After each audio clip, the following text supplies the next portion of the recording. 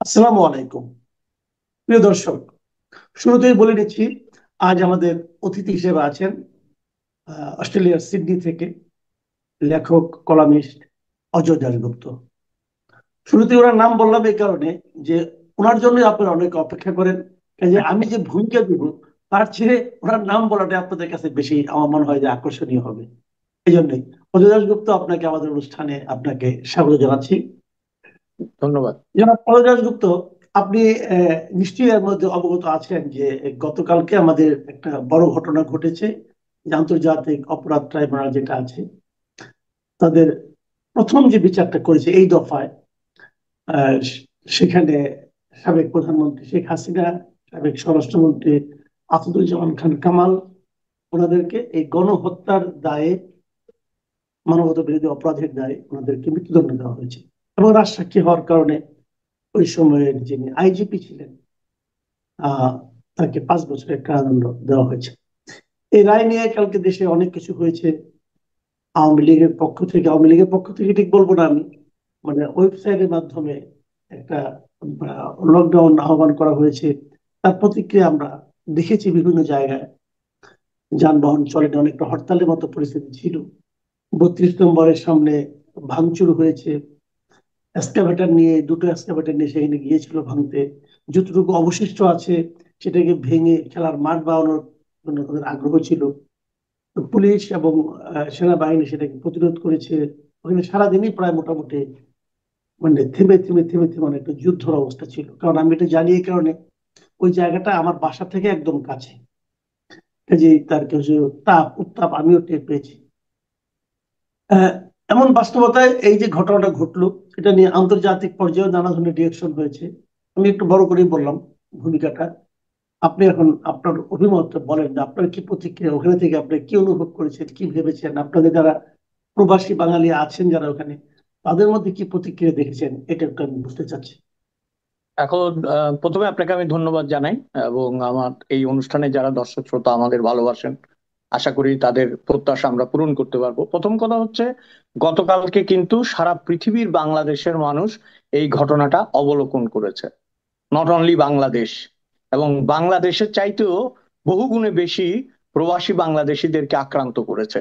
এবং আপনি অবাক হবেন যে এক এক সময় ইন্টারনেটের স্পিড কমে যাচ্ছিল, কারণ বোঝা যাচ্ছে যে লক্ষ লক্ষ মানুষ এগুলো ভিউ করছে from the other part of the world. এবং জি। কালকে আপনি যেটা বললেন, কোনো পক্ষে না গিয়ে আমি প্রথমে একটা কথা বলি, যে আমাদের দেশে কিন্তু এই ফাঁসি ফাঁসি এবং মৃত্যুদণ্ড এটা একটা খেলার মতো হয়ে দাঁড়িয়েছে। এটা যে প্রজন্ম আজকে মাঠে নেমে চিৎকার করছে, আপনি যখন, অনেকগুলো প্রসঙ্গ এসছে তো একটা একটা করে বলি, যে তরুণ তরুণীদেরকে আমি দেখি অশুদ্ধ বাংলায়, অপ্রমিত বাংলায় কেমন করে জানি মিলিটারির সাথেও কথা বলছে। আমি খুব শঙ্কিত হই আপনার, কারণ ধরেন যে একটা সময় ছিল যখন, এখানে একটা কথা আপনাকে বলতেই হবে, আপনি ফাঁসি দিয়েছেন ঠিক আছে, ফাঁসির আদেশ দিয়েছেন তাই না, কিন্তু আপনার সাথে শেখ হাসিনার একটা তফাৎ আছে। শেখ হাসিনা আগে এগুলিকে কারাগারে ঢুকিয়ে কবজা করে তারপর ফাঁসি দিয়েছে। তার মানে কি, তুমি আমার হাতে আছো, বিচারের যা ট্রায়াল হবে সেটা তোমাকে ভোগ করতেই হবে। সেটা যদি তুমি নির্দোষ হও, চলে চলে যাও যদি ট্রায়াল বলে, আর যদি কোর্ট বলে যে না, যাবজ্জীবন হবে, যাবজ্জীবন হবে, যাবজ্জীবন তো হয়েছিল তাই না কারো কারো। এবং আপনার যাকে ফাঁসি দেওয়া তাকে ফাঁসিয়ে দিয়েছে। So she is more intelligent and more, আমি বলবো, ক্যাপেবল, অনেক সক্ষম। এটা যেটা করেছে, ধরেন আমার প্রথম যেটা আমি বলতে চাই, আপনি নিশ্চয়ই একটা টার্মের সাথে পরিচিত আছেন, আলোচনাটা সিরিয়াস হওয়া উচিত, সেটা হচ্ছে ক্যাঙ্গারু কোর্ট। জি। ক্যাঙ্গারু কোর্ট কি আসলে, হোয়াট ইজ ক্যাঙ্গারু কোর্ট? আমরা যে দেশে থাকি, এই অস্ট্রেলিয়া, এটি হচ্ছে ক্যাঙ্গারুদের দেশ। ক্যাঙ্গারু পৃথিবীর অন্য দেশে কেন পাওয়া যায় না? কারণ ক্যাঙ্গারু উঠতে জানে না, সে যেতে পারে না এই অন্য দেশে, যদি না তাকে নিয়ে গিয়ে জাদুঘরে রাখা, মিউজিক কি বলে, জুতে রাখা হয়। এই না হলে কিন্তু সে যেতে পারে না, কারণ তার উর্বর ক্ষমতা নাই। এই কারণে কয়েকটা প্রাণী আছে অস্ট্রেলিয়ায়, এগুলো ইউনিক প্রাণী। যাই হোক, কেন ক্যাঙ্গারু কোর্ট বলে? কারণ ক্যাঙ্গারু হাঁটতে পারে না, ক্যাঙ্গারু লাফিয়ে চলে। বুঝতে পেরেছেন?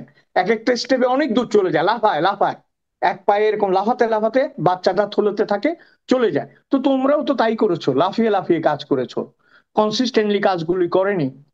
বুঝতে পেরেছেন? এই কারণেই ক্যাঙ্গারু কোর্ট কথাটা চালু হয়েছে। এবং ক্যাঙ্গারু কোর্ট সাধারণত মিন করে যে that punishment has been decided before the trial.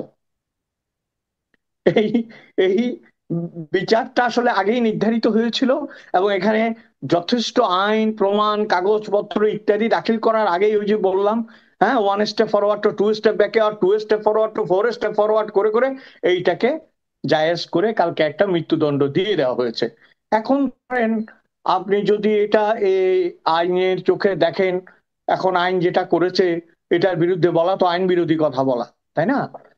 আইসিটির বিরুদ্ধে কথা বলতে গেলে আইন বিরোধী কথা বলতে হবে, কিন্তু আমরা যদি আইনের দিকে শ্রদ্ধাশীল হই আইনের প্রতি, তাহলে এই ধরনের একটা ক্যাপিটাল পানিশমেন্ট যাকে দেওয়া হচ্ছে, তিনি কয়েক দফার বাংলাদেশের সবচেয়ে বেশি ক্ষমতায় থাকা প্রধানমন্ত্রী। এটা কিন্তু আমাদের দেশের কথা বলছি আমি, আমাদের দেশের উনি সবচেয়ে বেশি সময় ধরে ক্ষমতায় থাকা প্রধানমন্ত্রী। তার আরেকটি পরিচয় হচ্ছে তিনি বঙ্গবন্ধুর কন্যা, এবং তার সবচেয়ে বড় পরিচয় আমি মনে করি তিনি বঙ্গবন্ধুর কন্যা। এখন বঙ্গবন্ধুর কন্যা বলে আপনি খুন করে পার পেয়ে যাবেন তা নয়, কিন্তু তাকে বিচার করতে হলে যথেষ্ট ন্যায্যতা এবং স্বচ্ছতার প্রয়োজন ছিল। আমি ব্যক্তিগতভাবে মনে করি কি জানেন, এইটা তো পারবে না। আপনাকে আমি দেখেন, অনেক অনেক ভারী ভারী কথা হচ্ছে, একটা হালকা গল্প বলি আপনাকে। হ্যাঁ, পাগলা গারদে দুইটা পাগল ছিল, বুঝছেন? তো এক পাগল আইসা বলতেছে ইয়ে রে, জেলারে রে, বলে স্যার কালু তো ভালো হয়ে গেছে। বলে কালু কেমনে ভালো হবে, কালু তো একেবারে বদ্ধ উন্মাদ, তুই কেমনে বুঝলি ভালো হয়েছে? বলে জামাল পড়ে গেছিল পুকুরে, সাঁতার জানে না, কালু গিয়ে তুলে নিয়ে আসছে। বলছে বলিস কি, ডাক তো দেখি। তো ডাকছে, তো কালু তো মাথা নিচু করে দাঁড়ায় আছে। বলছে কালু তুমি কি এরকম ওর জান বাঁচাইছো? কয় হ হুজুর। কয় কিভাবে আসলো এই অনুভূতি তোমার? কয় হালায় সাঁতার জানে না, ওইখানে পইরা মরা মরা হয়েছে, আমি গিয়া তার জানের ইয়া নিয়ে বাঁচাই নিয়ে আইছি, লুঙ্গি কোচা মাইরা। কয় খুব ভালো করছো, তোর তো আমি কয় কিছুদিনের জন্য রিলিজ দিব, তুই বাড়ি যা, মাথা ঠান্ডা করে চল, তুই আর পাগলা গারদে থাকিস না। তো রিলিজ লেটারটা লিখতে লিখতে সই করার আগে জিজ্ঞেস করছে, আচ্ছা তুই যে ওরে তুলছস কালু রে, ও কই? কয় স্যার পুরা ভিজা গেছে, তো ওরে গলায় দড়ি দিয়ে গাছের লগে ঝুলাই দিয়ে আইছি যাতে শুকাইতে পারে। বুঝছেন? কয় কতক্ষণ আগে দিছস? কয় 1 ঘন্টা আগে। কয় আরামজাদারে আবার ঢুকা জেলে। বুঝছেন? এখন গারদে আবার ঢুকা। এই ফাঁসি তো ফান, এই ফাঁসি ফার্স। ফার্স এই কারণে আপনি তাকে আনতে পারবেন না, তাই না? আমাদের চোখের সামনে 15 বছর ধরে দোদণ্ড প্রতাপে শাসন করা এই আওয়ামী লীগ সারা বাংলাদেশ চেষ্টা করে মেজর নূরকে আনতে পারে নাই, তাই না? কানাডা থেকে না, আনতে পারেনি। কিন্তু এখানে এখানে আমি একটা কথা বলি, বাস্তবায়ন বলুন। করা না গেলেও কি রায়টা কি জরুরি ছিল না নৈতিক ভাবে? যদি কেউ হত্যার অপরাধে অপরাধী হয়, আমি তাকে আনতে পারবো না জানি, কিন্তু তার বিরুদ্ধে কি আমি রায়টা দিব না? এটা কি প্রয়োজনীয় না? না, রায়ের ব্যাপারে আমরা কথা বলছি না, আমরা বলছি যে সাক্ষী সাবুত প্রমাণ, একটা আচ্ছা। ট্রায়ালের যে আপনি রায় দেবেন, সেই রায়টা কতটা ফেয়ার। এখন আপনি আমি যখন কথা বলছি, এর ফাঁকেই কিন্তু অ্যামনেস্টি ইন্টারন্যাশনাল জানিয়েছে যে ইট ওয়াজ আনফেয়ার। অ্যামনেস্টি ইন্টারন্যাশনাল বিবৃতি দিয়েছে যে এই হুম, হুম, জাস্টিস, হুম। এই বিচারটা ট্রায়ালটা তাদের কাছে আনফেয়ার এবং আনজাস্টিস মনে হয়েছে। Not only that, economic journal না ইকোনমিস্ট তারাও বলেছে যে এত দ্রুততম সময়ে বিচার করাটা এটা আনফেয়ার এবং এটা জাস্টিস হয়েছে বলে মনে হচ্ছে না। তাহলে আপনি কিন্তু শুরুতেই নেগেটিভ ফিডব্যাক গুলি পেতে শুরু করেছেন, তাই না? এবং আপনাদের কাছেই আমি শুনি বিভিন্ন টক শোতে আপনারা বলেন যে একটা দেশে যখন এইরকম একটা দলের প্রায় 40-50% সাপোর্টার থাকে, তার শীর্ষ নেতাকে বিচার করার সময় অনেকগুলো বিষয়ে যত্ন নেওয়ার প্রয়োজন ছিল এবং অনেকগুলো বিষয় মাথায় রাখার প্রয়োজন ছিল। আমার তো মনে হয়েছে যে আমাদের সময় শেষ, তড়িঘড়ি যাওয়ার আগে আমি আমার কাজটা করে যেতে চাচ্ছি, এরকম একটা মনোভাব কাজ না, করেছে, আসলে যেটা আপনি যেটা দেশ ও বললেন, জাতির জন্য অমঙ্গলের। না, আসলে আমি কিন্তু অ্যামনেস্টির যে বক্তব্যটা, এটা আমি আপনাকে আরেকবার পড়ে শোনাই। আপনার বলেন। কথাই কিন্তু বলেছেন, আমি তবুও একটু পড়ে শোনাই দর্শকদের জন্য। তারা বলেছে যে 2024 সালের জুলাই আগস্টে ছাত্রদের নেতৃত্বে বিক্ষোভের সময় যে গুরুতর মানবাধিকার লঙ্ঘন ও মানবতা বিরোধী অপরাধের অভিযোগ রয়েছে, সেজন্য যারা ব্যক্তিগতভাবে দায়ী তাদের বিরুদ্ধে সুষ্ঠু বিচার প্রক্রিয়ায় তদন্ত ও বিচার কাজ হতে হবে। কিন্তু এই বিচার ও সাজা কোনোটি সুষ্ঠু ও ন্যায়সঙ্গত হয়নি। এটা একটা বড় অভিযোগ, তাদের অবজারভেশন তো এটা আচ্ছা, বড় আমি একটা আর একটা অভিযোগ। কথা আপনাকে বলবো, আরো একটা কথা জি। আপনাকে আমি বলবো, please go to the main text. যেটা ইংরেজিতে ওরা বলেছে ওইটা। কারণ আমাদের দেশে বাংলা কি করে জানেন? ওই যে পুলিশ পেট্রোল করতেছিল ওইটাকে বলছে পুলিশ পেট্রোল চড়াইতে চড়াইতে এদিক থেকে ওইদিকে গেছে। না, হ্যাঁ, এখানে কিন্তু টুইস্ট থাকতে পারে, যদিও এটা ঠিক আছে মনে হচ্ছে। আমি এটা আমার কাছে অরিজিনালটা মনে হয় পড়েছি। ঠিকই আছে, আমি তো চেক করেছি, এটা ঠিকই আছে, একই রকম এরকমই। হ্যাঁ, অরিজিনালি আছে এটা মনে হচ্ছে। Somehow you are hmm, lucky যে আপনি অরিজিনাল হুম, ভার্সনটা পেয়েছেন, কারণ এটাকে টুইস্ট করলে কিন্তু বদলে যাবে। আমরা টুইস্ট বুঝতে চাচ্ছি পেরেছি। না। হ্যাঁ, এবং আপনি হয়তো জানেন যে তসলিমা নাসরিন একটা লেখাও লিখে ফেলেছে ইতিমধ্যে ইন্ডিয়ান টুডেতে বোধহয়। হ্যাঁ, এবং সেখানে তাই তিনি, না? হ্যাঁ, উনি হ্যাঁ। যেটা বলছে যে এই সমস্ত আনফেয়ারনেস যদি হাসিনার ক্ষেত্রে হয়, তাহলে ইউনূস সাহেব ফেয়ার হইলো কিভাবে? She has raise this question. Okay, এবং আমার হুম, শুধু একটাই প্রশ্ন। ইউনূস আমাদের প্রধান কি যেন উনার প্রধান উপদেষ্টা। উপদেষ্টা, হ্যাঁ, হুম, প্রধান হুম, উপদেষ্টা বলছেন এতই গুরুত্বপূর্ণ যে উনার পদবিও আমরা ভুলে যাই মাঝে মাঝে। যাই হোক, এখন উনি এই যে বলছেন যে আজকে যে প্রমাণ হলো কেউ আইনের ঊর্ধ্বে নন, তাহলে মশাই আপনি জি। কি আইনের ঊর্ধ্বে? আপনি আইনের ঊর্ধ্বে? হ্যাঁ, আপনি যে এতগুলি সুদ মওকুফ করে ফেললেন, সমস্ত ব্যাংকগুলির সমস্ত টাকা আপনি, দেখেন আমি আমি কখনোই বায়াস হতে চাই না আমার আলোচনায়, কিন্তু এই ঘটনার পর জি। থেকে আমার শেখ হাসিনার প্রতি দুর্বলতা জন্মেছে। এই কারণে আপনি তাকে ট্রায়াল না করেই বলছেন আমি ফাঁসি দিব, এটা কেন মানবো আমি? আপনি হুম, ট্রায়াল করেন, ন্যায্য বিচার করেন, তাকে ডিফেন্ড করার সুযোগ দেন। ভাই, পৃথিবীতে একটা লোক যে তার স্ত্রী পুত্রকে খুন করে তাকেও কিন্তু আত্মপক্ষ সমর্থনের সুযোগ দেওয়া হয়, তাই না? এবং এই right. বিচার যে একটা প্রহসন, তার একটা প্রমাণ কিন্তু রেখে গেছে তারা। আমি কোনো আর্গুমেন্টের কথা বলবো না, কোনো সাক্ষীর কথা বলবো না, আমি শুধু একটা ছবির কথা বলবো, যেই ছবিতে আসামি পক্ষের উকিল হেসে হেসে দাঁত কেলিয়ে বলছে আমার খারাপ লেগেছে এই রায়। এর চেয়ে ফার্স কি হইতে পারে?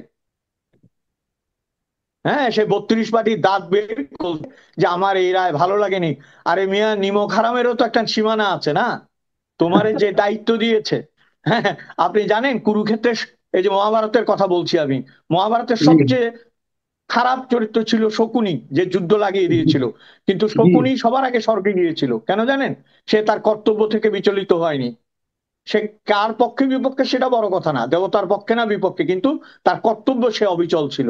এই লোকটা তো কর্তব্যেই অবিচল নয়, এবং যে পক্ষ সমর্থন করে সে আদালতে বক্তব্য দিচ্ছে তার ব্যাপারে সে দাঁত কেলিয়ে ফাঁসির আদেশে বলছে আমি খুশি হইনি। এইটা বিচার? হুম, এটাই বাংলাদেশ? এবং আমি আপনাকে আরো একটা কথা বলবো, আহ, হুম, কি বলে মাসুদ ভাই, এটা আমার কাছে ইম্পর্টেন্ট মনে হয়। 40 বছর লিবিয়া শাসন করেছিল গাদ্দাফি। হুম, হুম। তারপরে আপনার দীর্ঘ সময় ধরে তাকে, তাদেরকে যখন সরানো যায়নি তখন কিন্তু আন্তর্জাতিক চক্রান্ত করে তাদেরকে সরিয়েছে, তাই না? সেই জি। বিচারগুলো কিন্তু, সেই সেই অন্যায়গুলো কিন্তু ইতিহাসে জমা আছে। সিরিয়াসলি, এই ইতিহাসে জমা আছে কিন্তু এগুলো। একটা কথাই আছে, হিস্ট্রি রিপিট ইটসেলফ। এই যে কাদের সিদ্দিকী একটা কথা বলেছে, যদিও কাদের সিদ্দিকী খুবই নড়বড়ে মানুষ, কিন্তু তিনি একটা কথা বলেছে না, যে আমাদের অনেক আগেই শেখ হাসিনা ডক্টর ইউনূসকে চিনতে পেরেছিল। আসলেই তো চিনতে পেরেছিল। উনি তো মারতে বলে নাই, উনি বলছিল যে একটু চুবাইয়ে নেন এবং উনি যেন না মরে খেয়াল রেখে নেন, কিন্তু হ্যাঁ, ওই যে পদ্মার পানিতে চুবাই আনতে বলছিল কিন্তু না মরে এটা খেয়াল রাখে। আর এই লোকটা একেবারে ফাঁসিয়ে দিয়ে দিছে। তো আপনি এই যে প্রতিহিংসার, এই যে প্রতিহিংসার চরিতার্থকরণ, এইটা তো বাংলাদেশের জন্য সুফল বয়ে আনবে না। তার হ্যাঁ, মানে আপনি আপনি দেখেন বলছেন যে, তার মানে আপনি বলছেন যে, বলেন যে আসামি পক্ষের আইনজীবীর যে আচরণ, সেটাই আপনাকে বলে দিয়েছে যে বিচার কেমন হয়েছে। এক্স্যাক্টলি। উনি হেসে হেসে বলছে আপনাকে যদি এখন ফাঁসি দেওয়া হয়, আমাকে যদি একটা টক শোতে ডাকা হয়, আর আমি যদি হেসে হেসে বলি হ্যাঁ, আমার মাসুদ ভাইয়ের জন্য খুব খারাপ লাগতেছে, is it is it my reaction? এটা কি আমি আপনাকে ভালোবাসলে করতে পারবো? আমার তো বাকরুদ্ধ হওয়ার কথা, আমার তো রেগে যাওয়ার কথা, আমার তো আর্গুমেন্টিভ হওয়ার কথা। আমাকে তো আর্গুমেন্টের জন্য নিয়োগ করা হয়েছে, তাই না? না, আমি আমি বুঝতে পেরেছি। তাহলে এখন আপনার কি মনে হচ্ছে, এর আফটার ইফেক্ট কি আপনি মনে করেন যে নির্বাচনে, এর কোন আসন্ন নির্বাচনে এর কোনো প্রভাব পড়তে পারে? দেখুন, আসন্ন নির্বাচন হচ্ছে যে, এটা কি আপনি শিওর? এই যে আবার একটা প্রসঙ্গ তুললেন, যে ব্যাপারে গণভোট চেয়েছে মাসুদ ভাই, আমার কাছে মনে হয় না। আপনাকে আমি 3টা প্রশ্ন করতেছি, যে আপনি কি আজকে ভাত খেয়েছেন? দ্বিতীয় প্রশ্ন হচ্ছে আপনি কি আজকে ভাত খাননি? তৃতীয় প্রশ্ন হচ্ছে আপনি ভাত না খেলে আপনার কি মন খারাপ হয়? হ্যাঁ না বলেন দেখি, বলেন না আপনি হ্যাঁ না। আপনি তো এরকম একটা প্রশ্ন দিচ্ছেন, ইন্টার হুম। রিলেটেড চারটা প্রশ্ন দিয়ে আপনি বলতেছেন গণভোট। প্রশ্নটা সীমা থাকে, তাই না? প্রহসনের তো একটা একটা একটা সীমা থাকা উচিত। এই গণভোট তো, এবং এই গণভোট আর ভোট একদিনে, মানুষ একটা সামলাইতে পারতেছে না, কয়ের মধ্যে আরো চারটা প্রশ্ন দিয়া বলে তাই গণভোট দিতে হবে। রিফিউজিং, কনফিউজিং না? আপনি, আপনাকে ভোট মানে কি? আপনাকে রিক্সাওয়ালার কথা মনে রাখতে হবে, গ্রামের চাষির কথা মনে রাখতে হবে, গৃহকর্মী আছেন তাদের কথা মনে রাখতে হবে, গার্মেন্টস এর মানুষের কথা মনে রাখতে এখানে হবে। আরেকটা তারা এগুলো বোঝে? এই গণভোট নিয়ে আরেকটা কথা বলা হচ্ছে, যেটা আমি বলেছিলাম আর কি, আপনি এটা একবার ভাবেন। সেটা হলো আমাদের দেশের সরকারি হিসেবে আমাদের সাক্ষরতার হার হলো 77.9%। তার মানে ধরলাম 78। তাহলে 22% লোক তো লিখতেও জানে না, পড়তেও জানে না। আর যে হুম। 78% জানে, তাদের মধ্যে কিন্তু অনেক আছে কেবল নামটা স্বাক্ষর করতে পারে কোনোভাবে, আর কিছু পারে না। হ্যাঁ, তো এখানে যে এখানে শিক্ষিত মানে খালি নাম। হ্যাঁ, তো তাহলে তাদের কাছে এরকম চারটা প্রশ্ন, এবং প্রশ্নের ভাষা দেখবেন আপনি, যারা খুব ভালো বাংলা বলতে পারে তারাও অনেকে বুঝবে না ভাষাটা আসলে কি। এটা হলো হ্যাঁ, সংবিধানের যে ভাষা, সেই ভাষা দিয়ে দিয়েছে। তো জি। এটা কতটুকু কি গ্রহণযোগ্য হবে আমি বুঝতে পারি না। মানুষ কি বুঝবে, কি দিবে, এবং তার উপর নির্ভর করে আ- আ- কিভাবে কি ফলন। বাংলা একটা বলে না, যেমন ফ্যাক্টরি তেমন মাল। এটা বেরিয়েছে তো রিয়াসের মাথা থেকে না। তো পেঁয়াজের মতো তো ওখানে কোষ ছাড়াইতেই থাকবেন খালি, ছাড়াইতে ছাড়াতে ছাড়াতে ছাড়াতে তো পেঁয়াজ আর শেষ হবে না, বুঝছেন? এখন যে কঠিন, আমি পড়েছি এটা, যে বাংলায় এটা লেখা হয়েছে, এটা আসলে হুম। অনেক। আরেকটা বিষয় বলেন, যারা 18+ তারাও তো ভোট দিবে, তাই না? তো হুম। 18 থেকে 20 বছরের মেয়েদেরকে বোঝার বয়স হয়েছে এই ধরনের ভাষা? 1% তো এটা বুঝতে পারবে না, তাই না? এবং এগুলো যে বিষয়গুলো বলতেছে সেগুলো যদি গুরুত্বপূর্ণ হয়, কিন্তু তাদের জন্য তো হুম। এগুলো মাথা ভারী, এ তো যাবে না। কিন্তু আমার মনে হয় কি যে এই মুহূর্তে আমি আমি যেটা বলতে চাই আপনাকে ভেরি অনেস্টলি, আমার মনে হচ্ছে শেখ হাসিনাকে তারা আরো এক ধাপ পপুলারিটি দিলেন, হুম। আরো এক ধাপ popularity দিকে এগিয়ে দিলেন বলে আমার মনে হয়েছে। এত তাড়াহুড়া করে এটা হতো। তারপরে তাহলে এখন মনে করেন আরেকটা জিনিস, আমি এই যে জিনিসটা বলি শেষ করবো আলোচনাটা। আপনি নিশ্চয়ই খেয়াল করেছেন যখন এই ফাঁসির রায় যখন পড়া হচ্ছিল, ফাঁসির রায় তো অনেকক্ষণ ধরে পড়া হয়েছে, প্রায় 2.5 ঘন্টা। যখন পড়া হচ্ছিল তখন আমি দেখলাম, আমাদের বাসার সামনে দিয়ে দেখলাম যে মেইন রোড দিয়ে দুটো বড় বড় এক্সকাভেটর গেল ওখানে। তারা নাকি ওই ধানমন্ডির 32 নম্বরে যতটুকু অবশিষ্ট আছে সেটুকু ভেঙে খেলার মাঠ বানাবে। খেলার মাঠ তো ভালো জিনিস, কিন্তু এখন খেলার মাঠের জন্য ওদের দায়িত্বটাই বা কে দিল? আর তারাই বা ওখানে কেন গেল? ওই বাড়িটাই ভাঙতে হবে কেন? ওই বাড়িটা কি যারা ভাঙতে গেল তাদের বাড়ি না কার বাড়ি? এটা কার সম্পত্তি? তো এটা তো আগে একবার তারা ভেঙেছে, আর হয়তো সেই উৎসাহে গিয়েছে, কিন্তু এবার দেখলাম যে পুলিশ এবং আর্মি তাদেরকে থামালো। তো এবং তারা কিন্তু থামতে চায়নি, তারা অপমানিত বোধ করছে তাদের থামানোর জন্য, এবং তারা সারাদিন চেষ্টা করে গেছে। আপনার সন্ধ্যার পরেও দেখেছি তারা ওখানে লেগেছিল ভাঙার জন্য।